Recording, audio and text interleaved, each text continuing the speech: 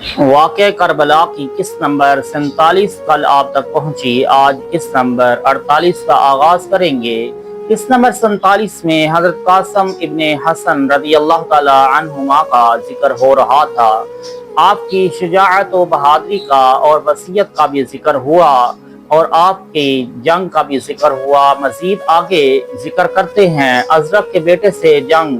پھر اس نے اپنے بڑے بیٹے کو بلایا اور اپنے گھوڑے سے اتر کر اسے سوار کیا اور اپنی شمشیر اس کی کمر پر باندھی۔ ازرق کا بیٹا تنگ حلقے کی زرہ اور فولادی خود اور زریں ساکین اور ساعدی پہنے میدان کی طرف نکلا۔ اس نے سونے کا کمر بند باندھا ہوا تھا اور 18 گز کا نیزہ ہاتھ میں لیے ہوئے تھا۔ وہ پوری آراستگی کے ساتھ گھوڑے کی جولانیاں دکھاتا ہوا آیا اور حضرت قاسم علیہ السلام پر حملہ کر دیا۔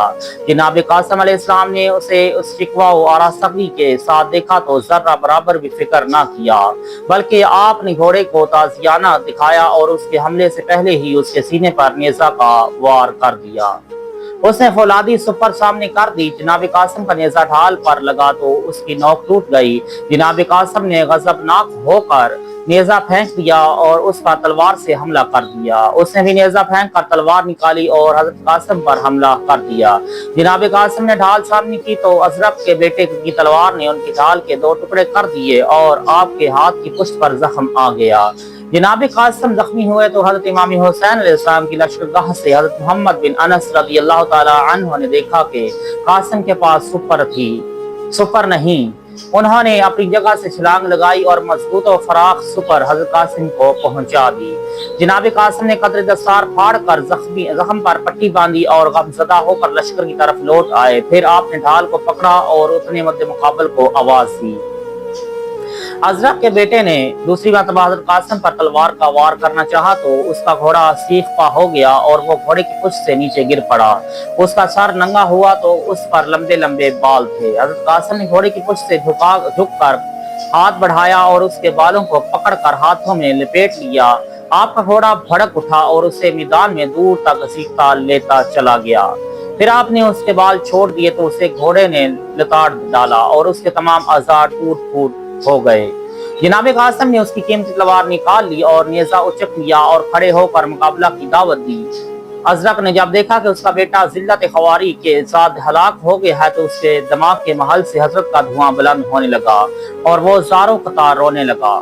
ازرق کے دوسرے بیٹے نے باپ کو روتے ہوئے دیکھا تو بغیر اجازت لیے میدان میں پہنچ گیا اور حضرت قاسم کے پاس جا کر کہا، اے بے رحم، تو نے ایسے جوان کو قتل کر دیا جس کی نظیر پوری ولایت شام میں نہ تھی۔ جناب قاسم نے فرمایا، اے اللہ کے دشمن، میں تجھے ابھی تیرے بھائی کے پاس پہنچا دیتا ہوں۔ پھر آپ نے اس کے پہلو پر نیزہ مارا جو اس کے دوسرے پہلو کے پار نکل گیا۔ پھر آپ نے دوسری مرتبہ مبارز طلب کی تو اس کا تیسرا بھائی کپڑے پھاڑ کر اور سر پر مٹی ڈال کر شور بچاتا ہوا آپ اپنے باپ کے پاس آیا اور جنگ کی اجازت مانگی۔ اس کا باپ اس کے ساتھ انتہائی محبت کرتا تھا، لہٰذا اس نے اسے جنگ کی اجازت نہ دی۔ اس نے اپنے باپ کی بات نہ مانی اور گھوڑے کو تازیانہ لگا کر گالیاں دیتا ہوا حضرت قاسم کے سامنے آ گیا۔ جناب قاسم نے جب اس کی بےہودہ باتیں سنی تو اس کے پیٹ پر نیزہ مارا جو اس کی پشت کے پار نکل گیا۔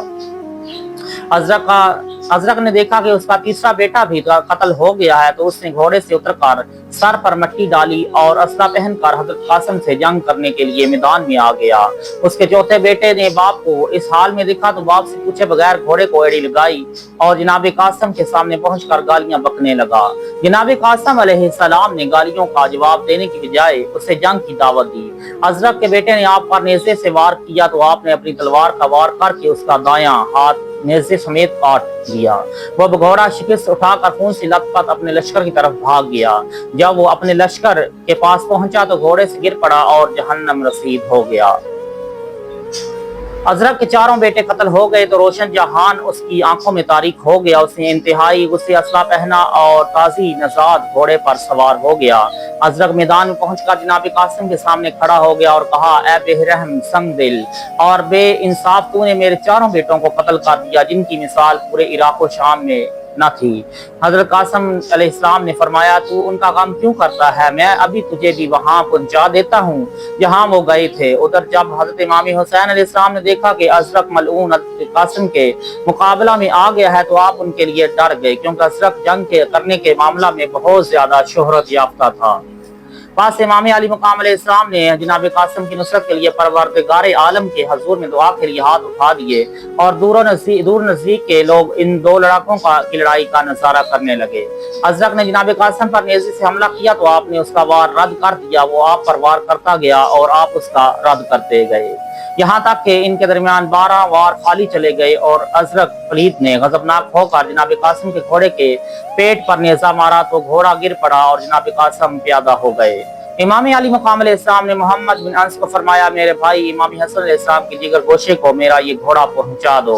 जनाब मोहम्मद बिन अनस इमाम अली मकाम अलैहिस्सलाम का घोड़ा लेकर जनाब कासिम की खिदमत में आ गए। जनाब कासिम ने घोड़े पर सवार होकर अजरक पर हमला कर दिया। अजरक पहाड़ जैसे घोड़े पर बैठा हुआ था जिस पर सोने चांदी से आरास्ता मगरबी जैन रखी हुई थी। उसने जनाब कासिम पर वार किया तो आपने उसका वार रद्द कर दिया। जब इनके दरमियान 3 मरतबा वार करने का तबादला हो गया तो जनाब कासिम ने बरके सोजा की माने तलवार म्यान से बाहर की और रात की तरह कड़कते हुए नारा लगाया और फरमाया, आता कि मैं देखूं तू क्या कर सकता है और बहादुरों के फन से अपने पास क्या कुछ रखता है। जब अजरक ने अपनी तलवार हज़रत कासिम के हाथ में देखी तो कहा, ए कासिम, मैंने ये तलवार 1000 दिनार में खरीदी है और 1000 दिनार देकर इसे जहर की आग उजलाई है। अब इसे तेरे हाथ से किस तरह गिराऊंगा। जनाब कासिम ने फरमाया, ये तेरे बेटे की यादगार है, मैं चाहता हूँ तुझे इसी तलवार से मौत का शरबत पिलाऊं और तुझे तेरे बेटों के पास पहुंचा दूं। फिर आपने फरमाया, ए अजरक, तू एक सिपाही शख्स है, क्या तुझे जायज था कि सवार होते वक्त घोड़े की तंग की एहतियात न करता, यहाँ तक कि तू इसकी वजह से सुस्त हो गया और अनकरीब घोड़े की सैन उसकी पुष्ट से गिरने वाली है। अजरक ने झुककर घोड़े की तंग को देखना चाहा तो हजरत कासिम ने उसके जिस्म के दरमियान तलवार की जरब लगाई जिसने उसे कपड़ी की तरह काट कर 2 हिस्सों में तकसीम कर दिया। जनाब कासिम लश्कर शाम से शोर बुलंद हुआ और इसी वक्त जनाब कासिम ने अपने घोड़े से छलांग लगाकर उसके घोड़े पर सवारी कर ली और इमाम हुसैन अलैहिस्सलाम के घोड़े की लगाम पकड़कर अपनी लश्करगाह की तरफ लौट आए। जब आप हजरत इमाम हुसैन अलैहिस्सलाम के पास पहुंचे तो घोड़े से उतरकर आमे आली जनाब की सआदत इंतसाब रकाब को बोसा दिया और कहा, चचा जान, अल अतश हक्का के, अगर एक गिलास पानी का मिल जाए तो इस लश्कर से जंग शुरू कर दूं। इमाम अली मकाम अलैहिस्सलाम ने फरमाया, अनकरीब तू अपने दादा जान से कोसर का जाम पीने वाला है और ये तमाम गम अलाम फरामोश करने वाला है। जाकर अपनी वालिदा से मिल ले, वो तेरी फिराक में रोती और जारी करती हैं और तमाम औकात आहोनाला में गुजार रही हैं और तेरी जुदाई की आग का दागे मुसीबत इसके सीना पर पड़ गया है। हजरत कासिम अलैहिस्सलाम उस खैमा में तशरीफ ले गए जहाँ उनकी वालिदा मोहतरमा और दुल्हन तशरीफ फरमा थी। आप जा रहे थे कि आपने अपनी वालिदा की आवाज सुनी जो कह रही थी, ए फरजंदे अर्जमंद और ए अरमान दिले दर्दमंद, आखिर तू कहाँ है और मुझे अपने दीदार अजीज क्यों नहीं कराता। अरूस ने भी रोते हुए और अश्कों की बरसात करते हुए बरसात अंधो यही कहा। जनाब कासिम ने ये सदाएं सुनकर चीख मारी। आपकी वालिदा और हुरुसा खैमा से बाहर आकर जनाब कासिम से लिपट गईं। आपने उनको दिलदारी करते हुए सब्र तहम्मुल की तलकीन करते हुए कहा, ए प्यारों, आज वो दिन है कि नसीमे सरवर और शादमानी कुलूब और सुदूर के बाग पर नहीं चलेगी और शमीम फरहत और मुसर्रत अरवाह अरबाब मोहर मोहब्बत के निशान तक नहीं पहुंचेगी। जैसा कि आपकी जिंदगानी का चमन सरसब्ज नहीं रहा, मेरी कामरानी का गुलशन भी बेतरावत हो गया है। जैसा कि आपको मेरी तन्हाई बर्दाश्त करने की ताकत नहीं, मुझसे भी कुव्वत शिकवाई ने किनारा कर लिया है। मगर ये दूरी बदही और इसरारी है और ये मुफारकत बे इख्तियारी की बिना पर है। आप गुल का रुख मैदान की तरफ है और जानो दिल की तवज्जो जानान की तरफ है। जनाब कासिम ने जब मैदान की तरफ जाने का इरादा फरमाया तो पीछे रह जाने वालों की जुबान से इस कलाम सोज जिगर सोज और सुखने मुसीबत अंदोज का मजमून जारी हुआ। जनाब कासिम की शहादत का बयान इंशाअल्लाह कल बयान किया जाएगा।